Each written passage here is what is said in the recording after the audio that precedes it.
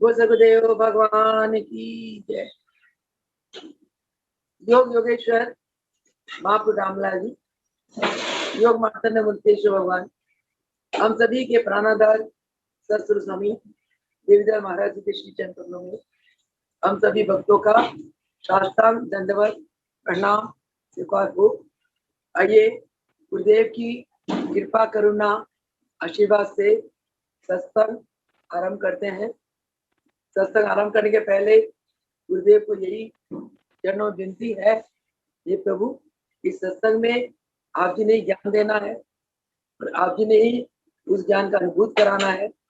हम केवल आप जी से इतना प्रार्थना करते हैं, प्रभु आपकी कृपा से ज्ञान को हम अंतरात्मा में उतारें, अपनी बुद्धि में उतारें, उसी के अनुसार अपना जीवन चलाए, जिससे कि जीवन सुखी और आनंद में रहे।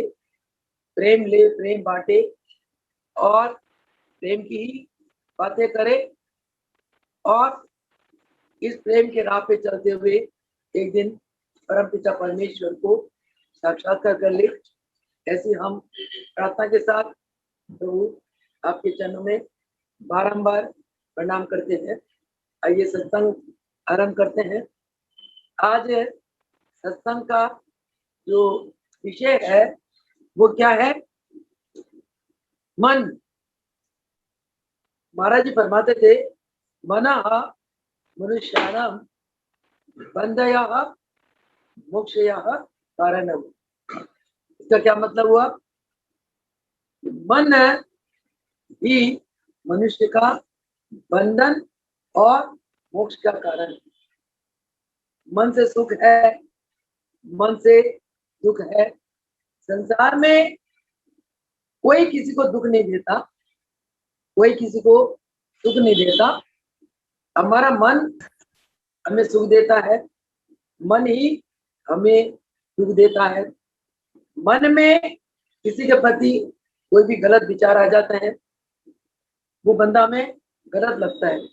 उसी बंदे के प्रति जब मन में अच्छे विचार आते हैं, वो बंदा हमें बहुत अच्छा लगता है।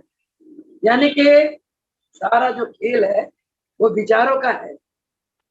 महापुरुष लोग इस मन को अपने कंट्रोल में रखते हैं, इसीलिए वो संसार की बातों में विचलित नहीं होते। संसार में तरह तरह के लोग हैं, कोई धार्मिक है, कोई आस्तिक है, कोई नास्तिक है, कोई अधर्मी है, कोई अच्छे कर्म करते, कोई बुरे कर्म करते, कोई किसी को दुख दे के सता के खुश होते हैं। तरह तरह की ये रंग बिरंगी दुनिया, तरह तरह के जीव है।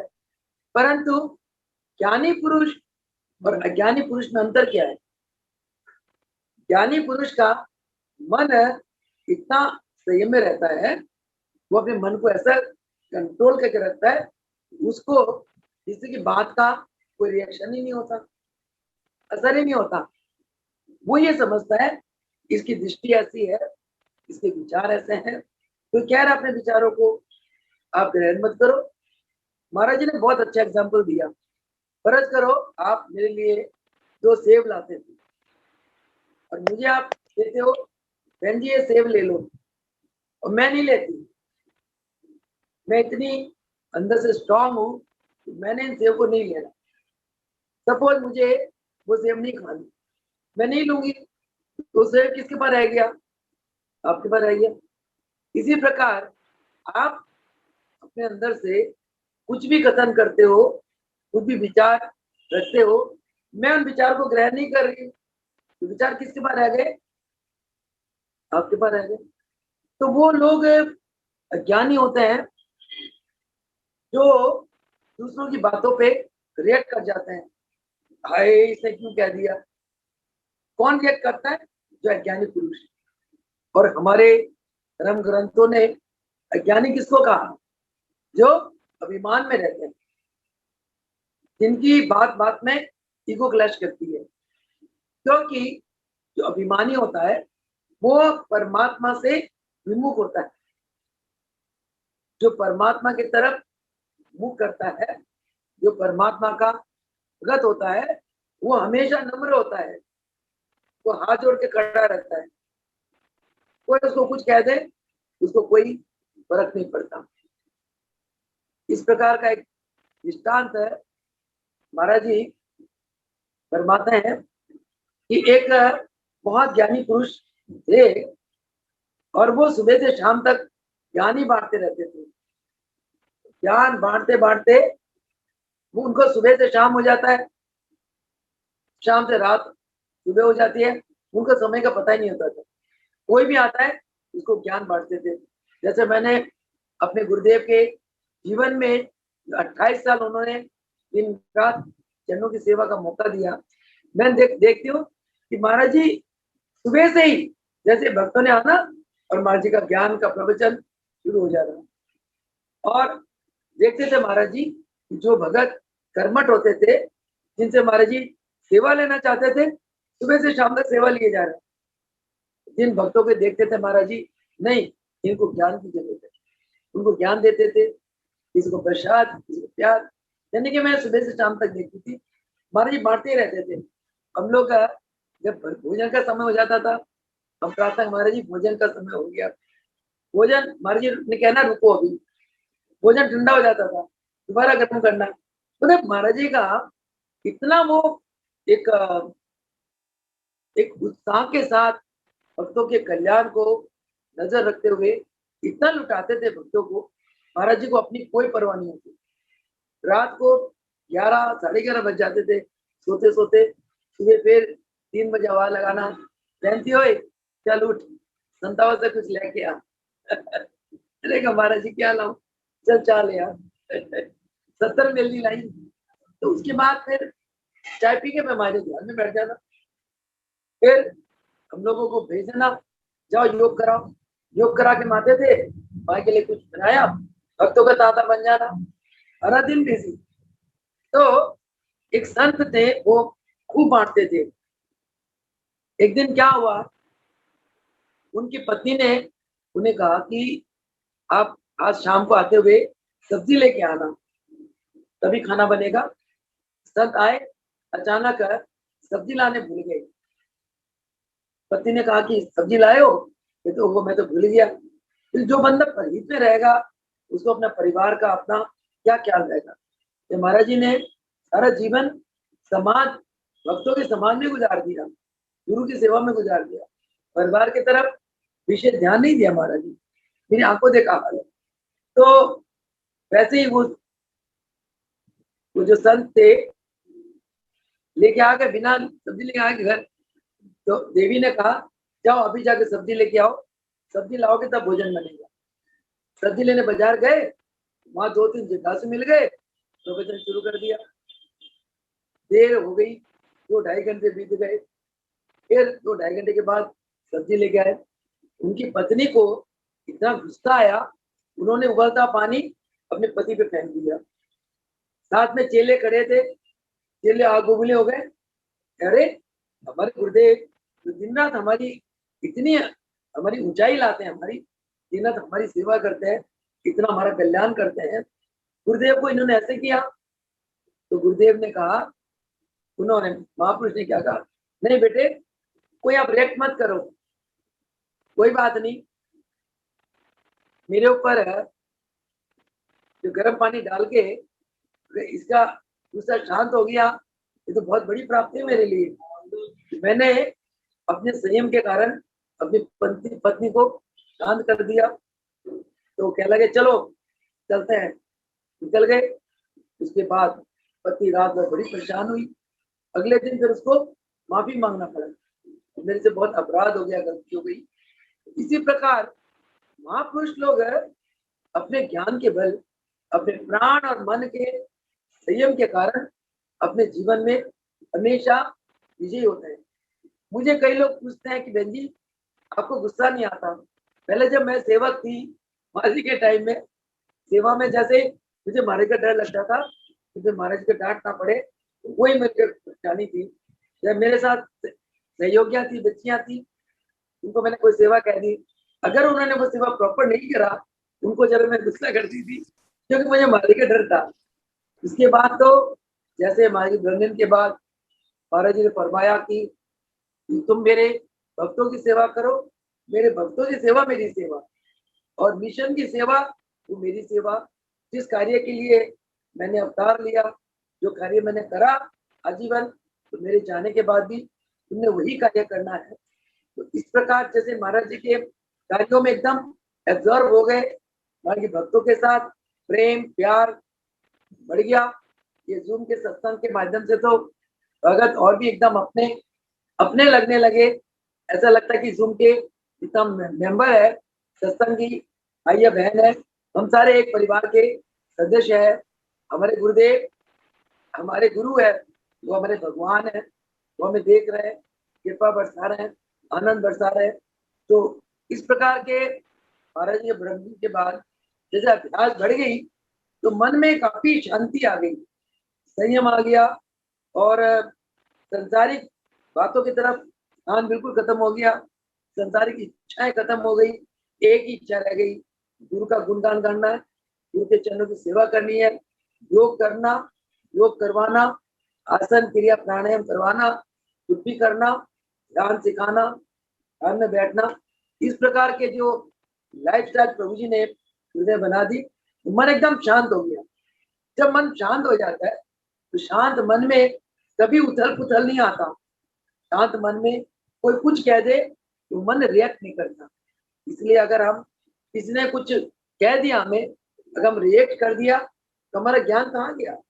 इसलिए हम भी अज्ञानी है। अगले ने तो अज्ञानता के वश कुछ भी कह दिया, हम रिएक्ट कर गए, इसलिए हम भी अज्ञानी है। इसीलिए ये सारी अज्ञानता आती है जब हमारी मन की वृत्तियां चंचल होती है, हमारा मन अपने काबू में नहीं होता। जो मन चंचल होता है वो मन में बहुत विकार होते हैं, विकारों से भरा होता है।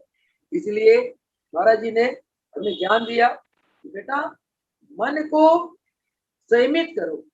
मन को संयमित करने के लिए योग अभ्यास करो। योग अभ्यास क्या चीज है बताओ? हम कहते हैं योग करो, हम आसन को योग कह देते हैं, हम क्रियाओं को योग कह देते हैं, हम तो योग करके आए, प्राणायाम को योग कर देते हैं। नहीं, आसन क्रिया प्राणायाम ये माध्यम है योग अवस्था को प्राप्त करने के लिए। क्योंकि आज का सत्संग इसी के ऊपर है, जब तक आपका मन स्थिर नहीं होगा तब तक आप परमात्मा के दर्शन नहीं कर सकते। परमात्मा कहाँ है? हमारे गुरुदेव परमात्मा है, हमारे शरीर रूप में, साकार रूप में वो गुरुदेव है, निराकार रूप में कौन है? वो भगवान है, हमारे अंदर विराजमान है। हमें चलाने वाले वही है, हमें दिशा देने वाले वही है, बुद्धि देने वाले वही है। हमारे मन में बसने वाले, ये मेरे दिल में बसने वाले गुरु मैं तेरा ही फकीर। तो गुरु हमारे मन में बसने वाले हैं।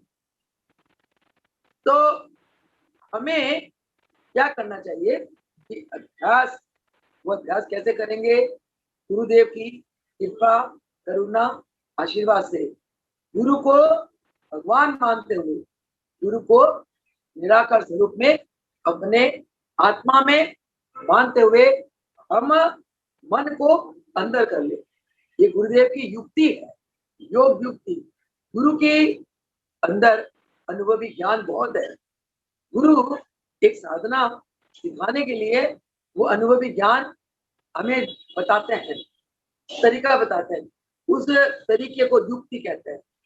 जब गुरुदेव हमें योग अभ्यास के लिए एक टेक्निक बताते हैं तो हम उसको कहते हैं योग युक्ति।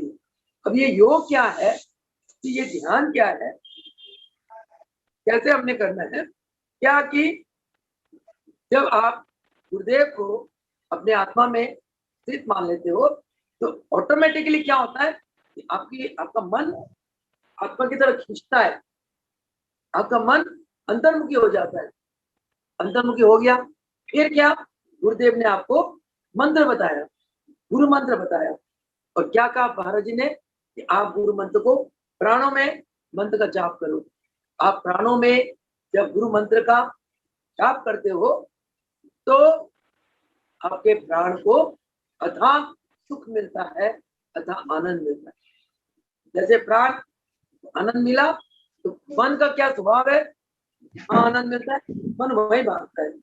अगर संसार में आनंद मिलता है तो संसार की तरफ भागता है।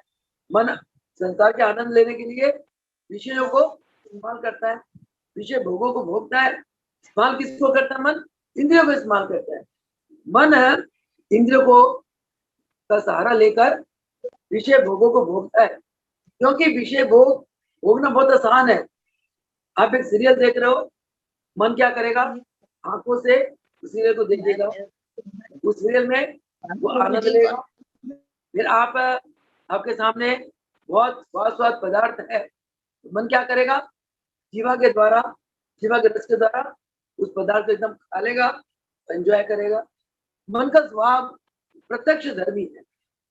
मन कहता है गिव और take and get the result, देओ या ले और फटाफट रिजल्ट पालो। तो जब आप धारणा पक्की होती है, क्या धारणा? मेरे गुरु भगवान है, मेरे गुरु भगवान है, मेरे गुरु ईश्वर है, मेरे गुरु सर्वव्यापी है, मेरे गुरु हर पल मेरे अंदर विराजमान। किस रूप में? ईश्वर के रूप में। गुरु और शिष्य का जो संबंध होता है शरीर का नहीं होता, आत्मा का होता है। आत्मा का संबंध सबसे स्ट्रॉन्ग, सबसे उच्चतम, उच्च कोटि का है। शरीर का संबंध तो शरीर रहने तक, जब शरीर छूट जाता है हम लोग क्या करते हैं? शमशान घाट में उसे दाह का संस्कार करने के बाद हम तिनका तोड़ के पीछे डाल देते हैं कि अब से तेरा मेरा कोई नाता नहीं है, तुम अपने लोक में जाओ, अब हमें परेशान मत करना, आपका मेरा नाता यहीं तक था। तिनका तोड़ के पीछे पहनते हैं ना शमशान घाट में जब जाते हैं। परंतु गुरु और शिष्य का संबंध जन्म जन्मांतर तक अजर है, अमर है। ये संबंध कभी भी खत्म होने वाला नहीं है, क्योंकि गुरु और शिष्य का संबंध आत्म रूप है। जहां आत्मा, क्योंकि आत्मा अजर अमर है, जहाँ आत्मा बीच में आ जाती है और आत्मा को लेके हम कोई भी संबंध जोड़ते हैं, वो संबंध अजर अमर है, क्योंकि आत्मा अजर अमर है। गुरुदेव गुरु और शिष्य का जो आत्मिक संबंध है जन्म जन्मांतरों का होता है। रामलाल प्रभु जी ने मुकेश भगवान को आशीर्वाद दिया, राजा जी बहुत बरस हो गए आपको आंखें मूंदे अनिस रहते हुए, अब आंखें खोलो। अब हमने महाअवतार बाबा के पास जाना है, सदाशिव बाबा के पास जाना है, अपने गुरु के पास जाना है। अब आंखें खोलो। हम जाने के पहले, अपने जाने के बाद तुम्हारे घर में बैठकर अपनी संस्कारी आत्मा, यानी कि जिन आत्माओं का प्रभु जी के साथ जन्म जन्मांतरों का नाता है, उन आत्माओं का कल्याण करेगी। इतनी बड़ी बात है। और उन्होंने यही फरमाया, चालीसा में भी लिखा है, जो प्रभु रामलाल के प्यारे वो आए मुलकराज के द्वारे, जो मुलकराज के प्यारे वो आए देवी दयाल के द्वारे। हम जितने, चाहे किसी ने देवी दयाल प्रभु जी के दर्शन नहीं भी किए हो, वो सब देवी दयाल, रामलाल, मुलकराज जी की संस्कारी आत्माएं। क्या हमने रामलाल प्रभु जी के दर्शन किए? नहीं किए। मुलकेश्वर भगवान के दर्शन किए? नहीं किए। परंतु हमें रामलाल मुलकराज प्रभु जी महाराज जी के रूप में अपने लगते हैं। फिर हम महाराज से कनेक्टेड है, तो महाराज जी किससे कनेक्टेड है? मुलकराज प्रभु जी से। मुलकराज प्रभु जी किससे कनेक्टेड है? रामलाल प्रभु जी से। तो हमारी इनडायरेक्ट कनेक्शन किससे हो गई? दोनों गुरुओं से हो गई। महाराज जी ने तो बताया हमें, उन्होंने हमें अनुभूत कराया ये भगवान है, क्योंकि महाराज जी ने गुरुओं को भगवान माना, हमारे अंदर संस्कार दे दिया। जैसे हमने उनको भगवान माना, हमारी पुकार सुनाई होगी, हमारे अंदर विश्वास जन गया, फिर निष्ठा बन गई, भगवान ही तो सुनते हमारी जो पुकारते हैं। वैसे ही तो अदृश्य शक्ति को किसने देखा? तो कहते राम आए, एक अवतारी पुरुष हुए, कृष्ण आए, अवतारी पुरुष हुए। परंतु गुरु के प्रति राम कृष्ण तो भगवान मानते हैं, चलो वो भगवान है, जाने कहाँ है। परंतु गुरु के लिए तो एक शिष्य के अंदर भावना होती है अपनापन की। भगवान कहते हैं, क्या कहते हैं कि तुम मुझे अपना मान लो और मैं तुम्हें अपना मान लूं, तुम मेरे और मैं तुम्हारे। ये नाता है गुरु और शिष्य का, कि मैं तुम्हारा और तुम मेरे। ये अपनापन की भावना, और इस भावना, ये भावना जब आपके अंदर आ जाती है तो आपका हर कर्म गुरु के प्रति समर्पित होता है। आप कोई भी कर्म करते हो, गुरु कराते हैं। अगर आप अहम में हो फिर ठोकरे खाओगे। अहंकार तो बिल्कुल नरक का द्वार तक जीव को ले जाता है। अगर आप गुरु के चरण में समर्पित हो, आपके जीवन में जो भी घटनाएं घट रही है, आपके द्वारा जो भी कार्य हो रहे हैं, अच्छे हो रहे हैं बुरे हुए, अच्छा बुरा तो दुनिया में कुछ है ही नहीं। जब आप अपने कार्य को, अपने जीवन को गुरु के चरण में समर्पित कर देते हो, तो गुरु आपको प्रेरणा देते हैं, आपको गाइडलाइन देते हैं। क्या उस कार्य के लिए कोई उंगली उठा सकता है किसी का औकात? गुरु के द्वारा करवाए कार्य के ऊपर कोई अंकुश लगा है? औकात ही नहीं है। अगर कोई अंकुश लगाता है, ये उसकी मूर्खता है, ये मूर्खता है। इसका मतलब उसने गुरु को जाने ही नहीं, ना वो गुरु के प्रति आत्म समर्पित है। जो गुरु के प्रति आत्म समर्पित होता है, उस वो भगत को अच्छी तरह पता होता है कि गुरु अपने बच्चों से क्या क्या कार्य कराते हैं। 3 दिन से हम लोग प्रीति किससे करें इस चैप्टर के ऊपर सत्संग चल रहा था, बहुत आनंद भी आया। 3 दिन पहले सत्संग चला, कल इसके ऊपर प्रश्नोत्तर हुआ। पूरे प्रवचन का, ये महाराज जी का प्रवचन है, और मैं कोई प्रवचन अपने अंदर से मन से नहीं करती हूँ। न मुझे ज्ञान है, न ध्यान है, न बुद्धि है, न बल है, विद्या कुछ नहीं है। जो गुरु ने, गुरु के जो वचन है, उन वचनों को मैं अंतरात्मा में उतारती हूँ, उन वचनों को समझती हूँ, मस्तक में बैठाती हूँ, और जो मुझे समझ आती है फिर मैं आपके आगे उसका व्याख्यान करती हूँ। मैं तो सिर्फ एक एलाबोरेट करने वाली हूँ, बल्कि व्याख्यान करने वाली हूँ। ये थोड़ी कि मैं जमिती बहन जी बहुत ज्ञानी हो गई, बहुत ध्यानी हो गई, अपने अंतर आत्मा से, अंतर मस्तक से ज्ञान निकाल रही है, ऐसा कुछ नहीं है। शिष्य को बुलवाने वाले गुरु है, शिष्य को बुद्धि में बैठने वाले गुरु है, शिष्य को बल देने वाले गुरु है, शिष्य को चलाने वाले गुरु। तो जब शिष्य गुरु के प्रति समर्पित होता हुआ जीवन के हर कार्य को करता है, जीवन नैया को चलाता है, शिष्य की जिस नैया की खेवैया गुरुदेव है, गुरुदेव की इच्छा है शिष्य को कहीं ले जाए। दुनिया चाहे कुछ भी कहे, कहने दो, कुछ तो लोग कहेंगे, लोगों का काम है कहना। छोड़ो ये बेकार की बातें, इन दुनियादारी की बातों में क्या उलझना। गुरु ने तो हमें ऐसे संस्कार दिए, ये शिक्षा दी। अगर मैं उन शिक्षा में चलती हूँ तो मैं गुरुदेव की शिष्य हूँ। मैंने उनके ज्ञान को ग्रहण किया, अपने जीवन में उतारा। अगर मैं उनके ज्ञान को जीवन में नहीं उतारा तो मैं काहे की शिष्य हूँ? मैं तो शिष्य कहलाने के काबिल भी नहीं हूँ। शिष्य वो है जो गुरु के प्रति समर्पित होता हुआ गुरुदेव को प्रार्थना करता है, गुरुदेव आज्ञा करें मैं क्या करूं। गुरुदेव उसको चलाते हैं। जिसको गुरु चलाता है तो उसको दुनिया का कौन बंदा उसको गिरा सकता है। और फिर गुरुदेव ने उस कल के वो 3 दिन से जो चल रहा था, प्रीति किससे करे, गुरुदेव ने प्रवचन में क्या कहा, जो मेरे भक्तों से मेरे निमित्त प्रेम करता है और जो मेरे विमुख है उनको त्यागता है, वो मेरे कृपा पात्र है। मैं उन्हें सबसे ज्यादा प्यार करता हूँ। कहते जब आप भगवान के निमित्त, भगवान के भक्तों से प्रेम करोगे, तो जब ये लोग चले जाओ, ये लोग छोड़कर आप अगले लोक में जाओगे, भगवान पूछेंगे मेरे वो भक्त कहाँ है जिन्होंने मेरे खातिर मेरे भक्तों से प्रीत किया।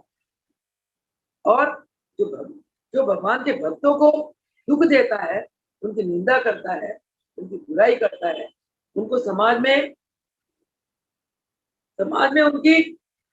उनको लेके चर्चा करता है, समाज में उनकी अपयश गाता है, ऐसे जीवों को गुरुदेव, ऐसे जीवों पर गुरुदेव बिल्कुल प्रसन्न नहीं होते। अगर कोई जीवन में याद रखना, कोई आपको कुछ कह दे, आप रिएक्ट नहीं करते हो, गुरुदेव फिर अपने समझा देते उसको। आप रिएक्ट कर जाओगे, गुरुदेव न्यूट्रल रहेंगे कि भाई तूने मेरे पे समर्पण तो रखा नहीं, तुझसे कुछ कह दिया, तू रिएक्ट कर गया, तो चीट फॉर टैट कर दिया, लड़ो वापस करो, मैं क्या। इसलिए गुरुदेव जो मर्यादाएं है, उनकी जो संयम है, इस मिशन के जो नियम है, कानून है, हमें उसको पालन करना चाहिए।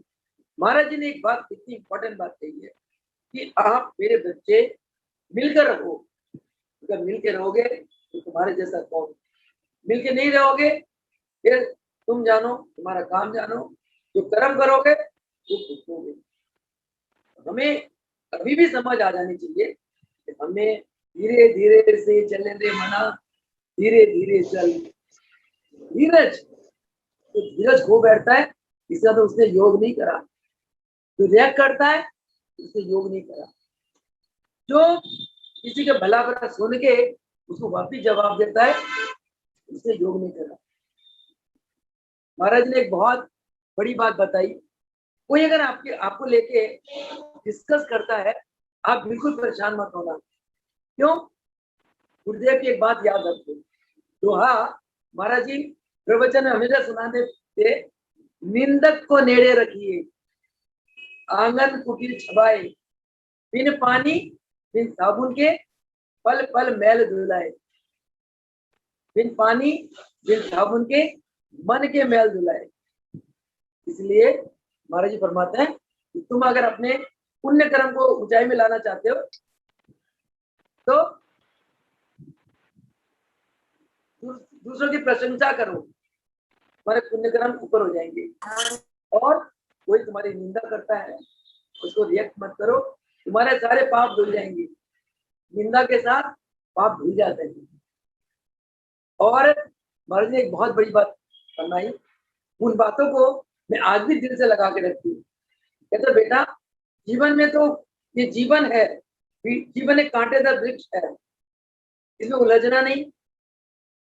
इस वृक्ष में उलझोगे तो तुम्हारे कपड़े पड़ जाएंगे। कहते इस कांटेदार वृक्ष में भी गुलाब की तरह मुस्कुराते रहना, तब तुम्हारी कीमत है। कहते जैसे गुलाब को भगवान के चरण में चढ़ाते हैं ना, क्यों चढ़ाते हैं? क्योंकि गुलाब के ऊपर भी कांटा, नीचे भी कांटा, इधर भी कांटा, इधर भी कांटा, वो बेचारा हंसता रहता है। ऐसे ही इस कांटेदार वृक्ष वाले संसार में हंसते मुस्कुराते रहो, फिर तुम्हारी कीमत भगवान के चरण में, फिर तुम्हें भगवान के चरण में चढ़ाया जाएगा। कितनी महान बात है। तो सारी बातों का एक ही सार है कि हमने मन को अपने वश में रखना है। अभी तो आज का सत्संग शुरू ही नहीं हुआ अभी तो भूमिका बन रही थी। आज का सत्संग है ना, वो मेन मन के ऊपर है। ये तो सब साइड की बातें थी। अब 10 मिनट के लिए, 15 मिनट है समय, 15 मिनट के लिए आज का सत्संग आरंभ करते हैं।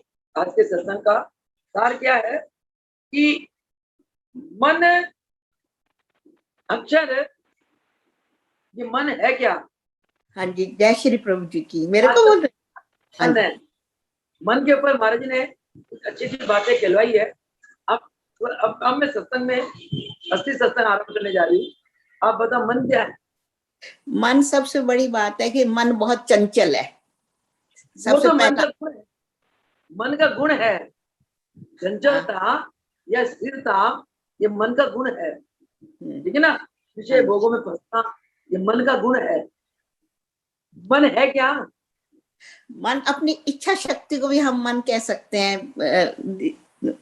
प्रभु जी जो बुलवा रहे हैं, हमारी इच्छा शक्ति को भी मन कहते हैं। मन स्थिर करने के लिए हमें कोई ना कोई गाइडलाइंस चाहिए होती हैं, जो गुरु की कृपा से हमें मिल सकती हैं। अगर गुरु के प्राणायाम और योग शक्ति सीख लेते हैं तो हम मन को स्थिर कर सकते हैं। नहीं तो मन हमारा हमेशा चंचल होता है, जिसकी वजह से हमारी वृत्तियां हमेशा इधर उधर फैलती रहती हैं और हम स्थिर नहीं हो पाते। और मन सबसे बड़ा कारण है, गुरु के चरणों में आने के बाद ये स्थिर होता है। कुछ ठीक है। ये तो मन की अपने मन को कैसे हम कंट्रोल कर सकते हैं, मासी जी मैं बताती हूँ, विचारों को ही मन कहते हैं। यस, विचारों का गुच्छा। दिल्ली से डॉली, इसका जवाब क्या है? विचारों के समूह को मन कहते हैं। अच्छा ये बताओ प्रीति, आप बताओ, विचार कहाँ से? विचार कहाँ से हाँ। होते हैं? विचार इच्छाओं से कहा मास्टर गया, जी। ये कहा गया हाँ जी। कि मन क्या है? एक एक लाइन का आंसर है, विचारों के समूह को मन कहते मन। हैं। ये विचार उठते कहाँ से? आसमान से आते हैं या प्रीति के घर से आते हैं, गंगा जी से आते हैं, जमुना जी से? कहाँ से आते हैं ये विचार?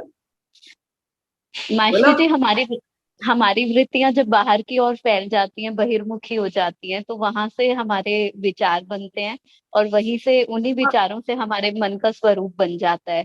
अगर बोलो, हमारी वृत्तियां विचार चंचल। उठते कहाँ से? विचारों का जन्म का आधार क्या है? चलो तुम बोलो। ये जयपुर वाली ज्योति, ज्योति जयपुर बोलो, विचार उठते कहाँ से? हम संसार में रहते हैं, फैमिली में रहते हैं, तो जो हमारा बातों का आदान प्रदान होता है, बातों का या कुछ, तो उससे हमारे विचार बन जाते हैं। हाँ, बहुत बढ़िया। संसार में बातों के आधार विचार बना, पर ये विचारों का जो आधार है ना, वो हमारे चित्त है। चित्त अंदर है। महाराज जी के प्रवचन अगर आपने पढ़ा है, प्रेरणा है तो एक एक लाइन बहुत अच्छे ढंग से स्टडी करी, वो महाराज के प्रवचनों का एक एक लाइन बोलती है, इतना डीपली स्टडी करी।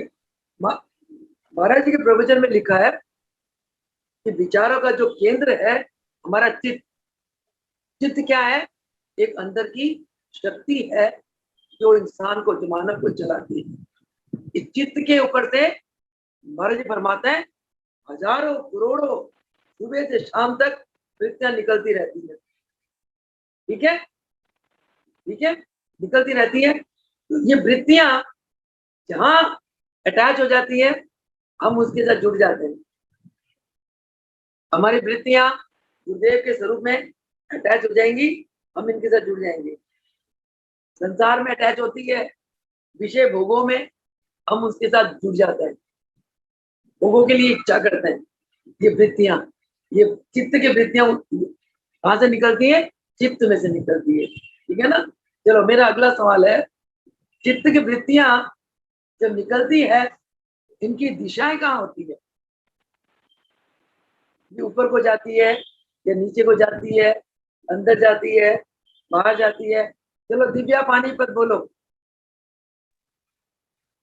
प्रणाम मास्टर। हाँ, अब ये कहा गया कि चित्त में से चित्त की वृत्तियां निकलती है। वृत्तियों की दिशा कहाँ कहाँ होती है? कितनी दिशाएं हैं? मास्टर जी, जैसे मन की बहुत सारी अलग अलग मतलब काउंटलेस है, शायद चित्त की भी अलग अलग काउंटलेस होती होंगी, और जहाँ हम ज्यादा अटैच और जहाँ हमारा मन रुक जाता है, वहीं उसी साइड पर ही जाती होंगी। अगर हम अटैच नहीं होते तो कहाँ जाती वृत्तियां? तो फिर वो विचार आता है लेकिन वो रुकता नहीं है, मतलब एक थॉट अगर आई भी तो वो आकर चली जाती है, जैसे जस्ट लाइक कि एक कान से सुनी और दूसरे से निकाल दिया। तो वो उस थॉट में हम ज्यादा देर अपना टाइम एनर्जी हमारी नहीं जाती, उसमें हम ज्यादा अटैच नहीं होते, वो रुकता नहीं है हमारा मन उसमें।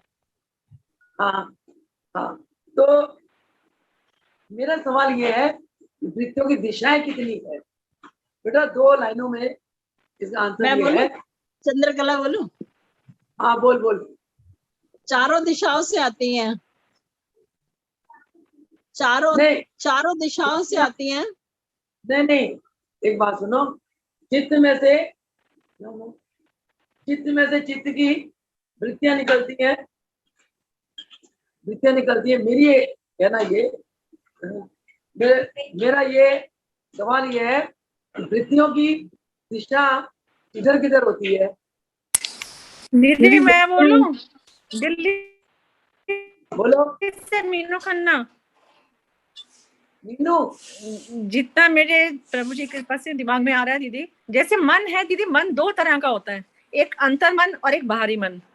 और जब हम अंतर मन की पुकार सुनते हैं तो अंतर मन में ही चित्त की वृत्तियां अंदर जाती हैं, अंतर मन की चित्त जो वृत्तियां होती हैं। और जो बाहरी मन होता है वो बाहरी जो संसारिक वृत्तियां होती हैं वो बाहर बाहर घूमती रहती हैं। अब गुरुजी की कृपा से हमने क्या सीखना है कि हम अंतर मन की पुकार सुने, तो वही हमें सही मार्ग दिखाता है।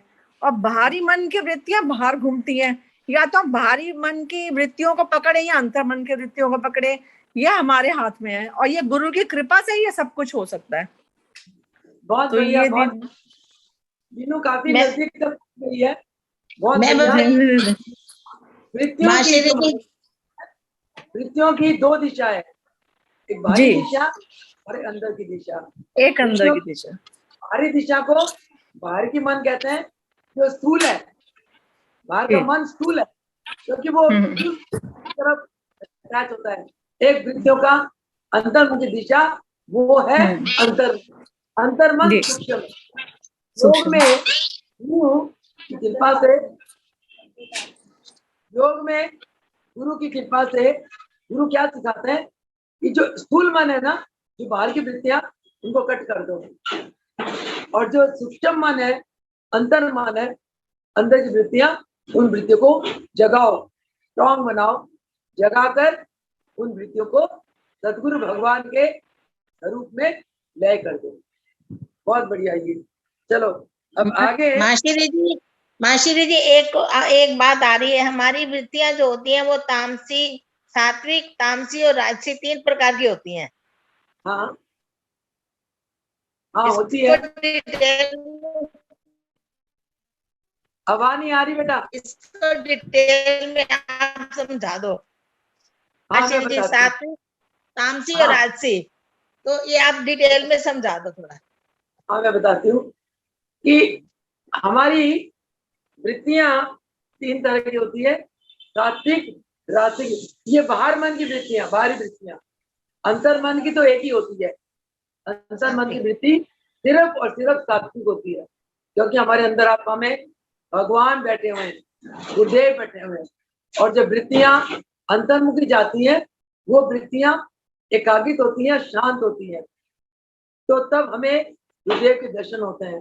कहते हैं गुरुदेव के दर्शन को पाने के लिए अंतर मन का जागना और वृत्तियां एकाग्रित होना और अंतर मन का शुद्ध होना बहुत इंपॉर्टेंट है। अगर आपका अंतर मन शुद्ध नहीं है, आप तो प्रभु जी के दर्शन कर ही नहीं सकते, पा ही नहीं सकते। ये उनकी महान दया है, वो हम पे दया करते हैं।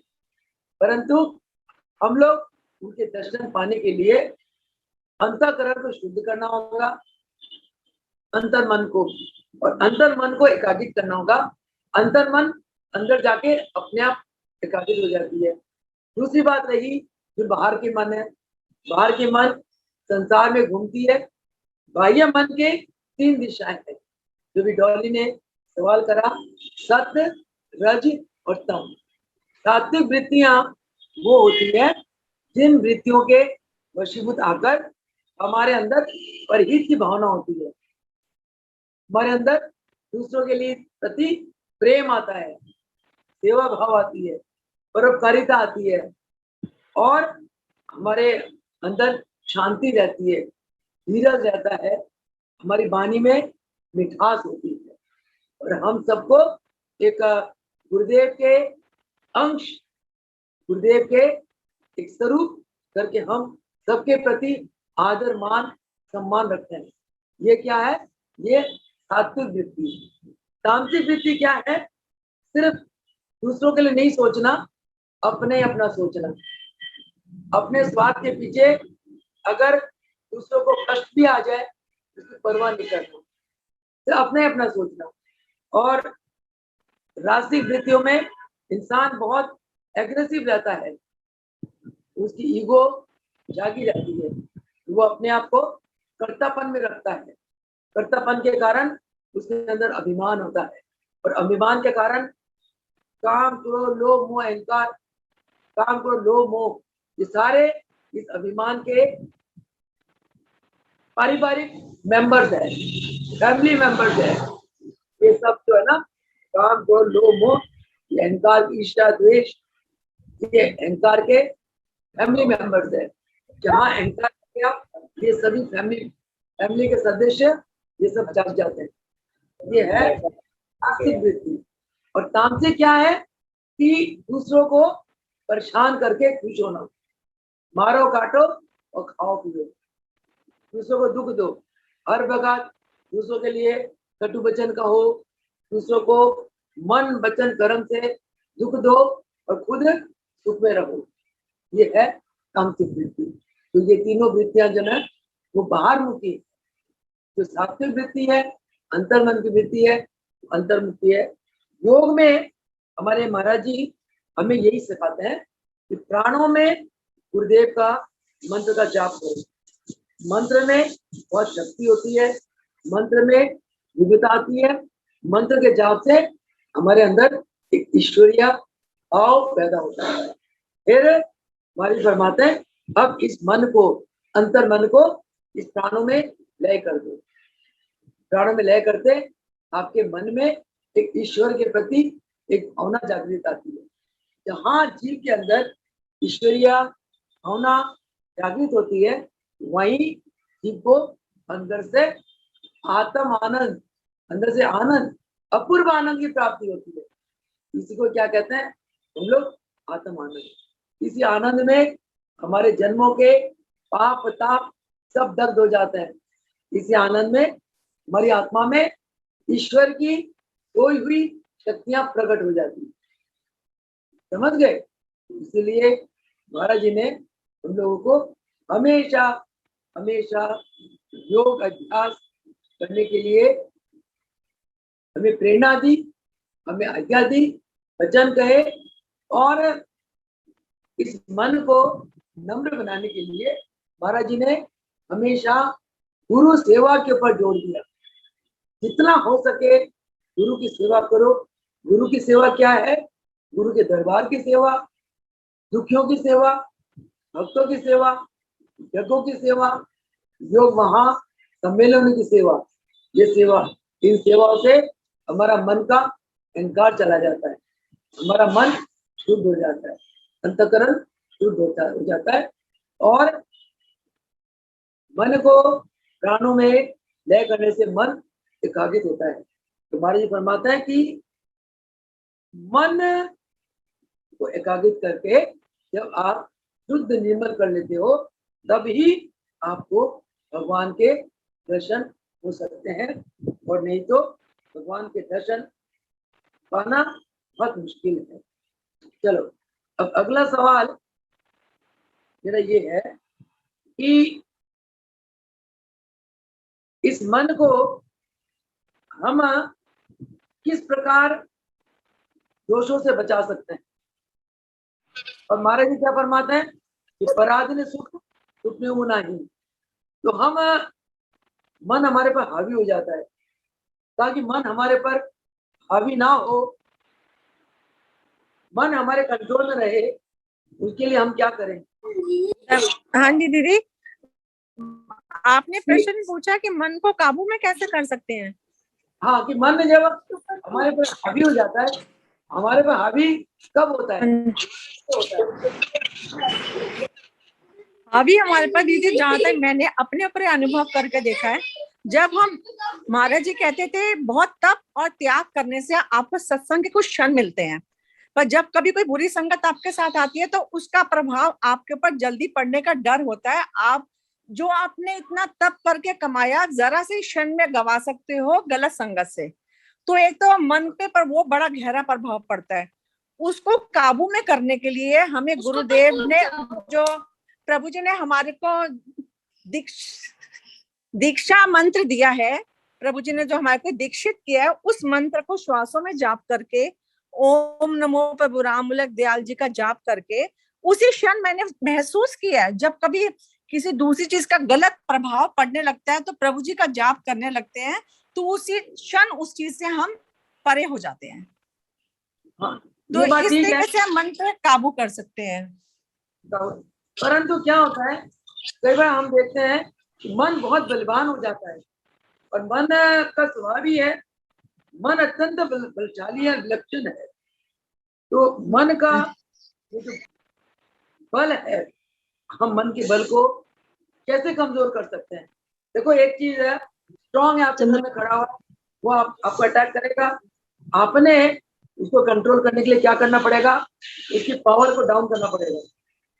सपोज आपके घर का एक नौकर है, आप बचपन से रखे हुए थोड़ा लाड पालो में रखा हुआ है, जो बड़ा हो गया वो स्ट्रांग होता गया और आपके पास हावी हो गया, आपका कहना ही नहीं मानता, कभी मनमानियां करता है, आप बड़े परेशान हो गए, फिर आप क्या करोगे, उसको डाउन कैसे करोगे? वही बात मन का, मन बहुत बलशाली है, इसके अंदर विलक्षण ताकत है। ये बंदे को जो ना तिगड़ के नाचना चाहता है, इस मन को, ये कुदरती चीज है। भगवान कहते हैं जितना ताकत वाला मैं हूं ना, इतना ताकत वाला मन है। तो इस मन को आपने कमजोर कैसे करना है? चंद्रकला बोलो। दीदी चुप रहकर, जैसे किसी ने आपके ऊपर बलशाली बन गया, आपने बहुत बढ़िया आप बात करी, इस बात से आज मैं परेशान थी, तो देखो प्रभु जी ने कैसे कृपा करके आपके मुख से खिलवा दिया। मुझे ऐसा लगता है दीदी जैसे सामने वाला हमारे पे बलशाली है पर वो गलत है, वो हमारी सच्चाई को दबा रहा है। तो वो कहते हैं ना, एक चुप 100 सुख, उस समय चुप हो जाना चाहिए और परे हो जाना चाहिए। जो चुप रहना ही उसकी सबसे बड़ी बेइज्जती है, और अपने आप ही वो फील करेगा, महसूस करेगा इस चीज को। और हम मन में काबू चुप रह के कर सकते हैं, किसी गलत आदमी का गलत सवालों का जवाब ना देकर। इसका मतलब ये हुआ कि एक तो धैर्य, आपका सारे बातों का निकला धैर्य, हम एक तो धैर्य का। दूसरी बात है कि ये तो चले एक बात हुई, मन बलशाली कब होता है, मैं 2 शब्दों में बोलती हूँ, उसके बाद 40 का टाइम हो जाएगा। मन बलशाली कब होता है, जब आप मन की इच्छाओं को पूरी करते जाओगे। मन कहेगा ये ला दे भाई, चलो ले आता हूँ, ये मन कहेगा ये ले आता हूँ, यानी कि मन जो डिमांड करता जाएगा, अगर आप उसकी डिमांडें पूरी करते जाओगे तो वो स्ट्रांग हो जाएगा, और एक दिन वो आपको एकदम डाउन कर देगा, आपके सिर पे नाचेगा, फिर उसको सिर से उतारना बड़ा मुश्किल हो जाता है। महाराज जी फरमाते हैं कि मन को डाउन करने के लिए, यानी कि कमजोर करने के लिए क्या, कि इसकी चेष्टाओं पे अंकुश लगा दो।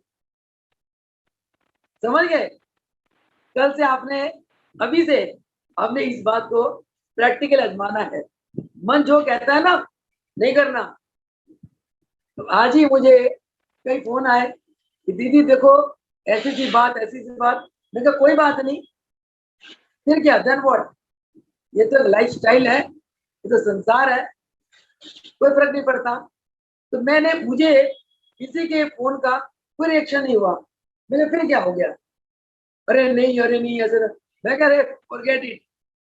तो मन की जो चेष्टाएं हैं, हमने हर पल उन चेष्टा को देखना है। लोग तो एक्साइट करेंगे आपको, परंतु आपने एक्साइट नहीं होना, मन की चेष्टाओं को रोकना है, मन की इच्छाओं को, मन जो कहेगा ना आप उसके विपरीत चलना, करके देखना। मन अगर कहेगा यार आज समोसे खाने का दिल कर रहेगा, आप कहोगे नहीं खाना, क्योंकि समोसे से चर्बी बढ़ जाएगी, 10 बीमारी और आ जाएंगे, नहीं खाना। यानी कि मन जो आपको कहे, जो आप डिमांड करता है, अपने मन को, मन की चेष्टाओं पे अंकुश लगाना। मन की चेष्टाओं पे जब आप अंकुश लगाते चलोगे, एक दिन आप पाओगे मन बिल्कुल निर्बल हो गया, बिल्कुल कमजोर हो गया, फिर उसको दबोच लेना, फिर उसको कहाँ रखना, मन को अपने पैरों पे तले। कहते मन को आपने दास बना के रखना है, मन को कभी स्वामी नहीं बनाना, आपने मन का दास नहीं बनना। महाराज जी ने साफ फरमाया कि दास भी कभी सुखी रह सकता है, पराधीन सुख में होना है, पराधीन में कोई सुपने में भी आपको सुख नहीं मिल सकता। जब आप स्वाधीन रहोगे, मुक्त रहोगे, आप सारा जीवन आनंद, सुख और शांति में गुजारोगे। इसीलिए आपने क्या करना है, मन की चेष्टाओं को हर पल देखते रहना है, और मन की चेष्टाओं पे अंकुश लगा दो। एक दिन मन कमजोर हो जाएगा और आप मन के ऊपर हावी हो जाओगे, मन आपका दास बन जाएगा और आप स्वामी बन के रहोगे। तो इतनी शब्दों के साथ, समय बहुत हो गया। इसी मन के ऊपर कर फिर चर्चा करेंगे। मन के ऊपर कल और सत्संग चलेगा। आज यहीं पर वाणी को विराम देती हूँ, समय का मर्यादा को देखते हुए। बोल सकुदेव भगवान की जय।